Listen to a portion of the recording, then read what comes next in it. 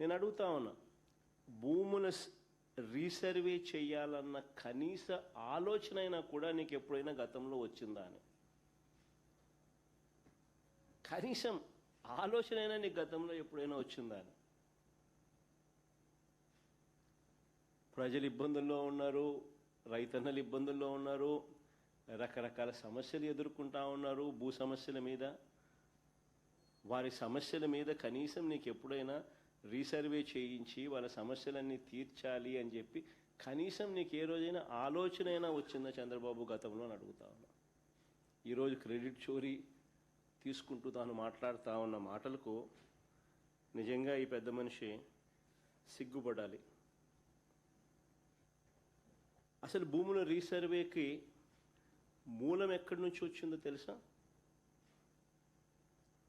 ఇది మూలం ఎక్కడి నుంచి పుట్టుకొచ్చింది అని అంటే 2019 కన్నా ముందు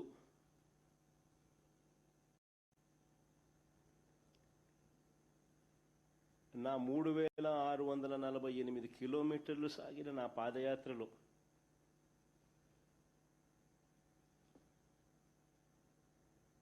మార్గ మధ్యంలో రైతన్నలు పడతా ఉన్న అవస్థలు, ఇబ్బందులు చూసిన తర్వాత భూములకు సంబంధించి వాళ్ళ లేవనెత్తిన సమస్యల పరిష్కారం నుంచి, ఆ ఆలోచనల నుంచి, వీటికి పరిష్కారం చూపాలన్న తపన, తాపత్రయం నుంచి శాశ్వత పరిష్కారం చూపించాలన్న ఆలోచన నుంచి పుట్టుకొచ్చింది దీని మూలం. అసలు ఆ రోజుల్లో చంద్రబాబు నాయుడు గారు ముఖ్యమంత్రిగా ఉన్నారు.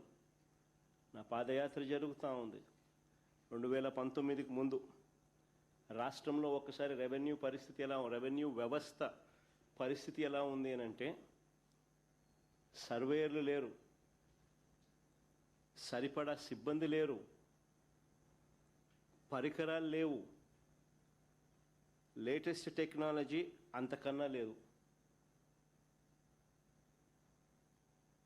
భూములు ఎప్పుడైనా కూడా క్రయ విక్రయాలు జరిగినా, లేకపోతే భాగ పరిష్కారాల్లో భాగంగా ఏదైనా